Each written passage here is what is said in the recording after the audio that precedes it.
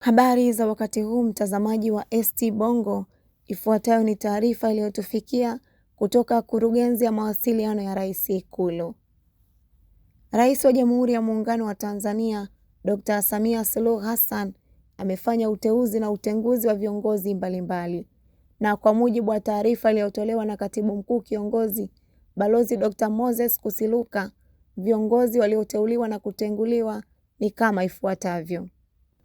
Rais Samia amemteua Paul Christian Makonda kuwa waziri wa habari, utamaduni, sanaa na michezo, na kabla ya uteuzi huu Makonda alikuwa naibu waziri katika wizara hiyo.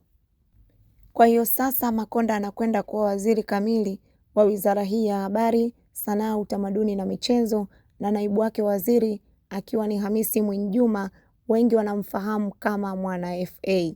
Endelea kukaa karibu na ST Bongo kwa ajili ya kupata updates zaidi. Usiache kutufollow kwenye mitandao yetu yote ya kijamii, tunatumia jina la ST Bongo. ST Bongo, nyumbani kwanza.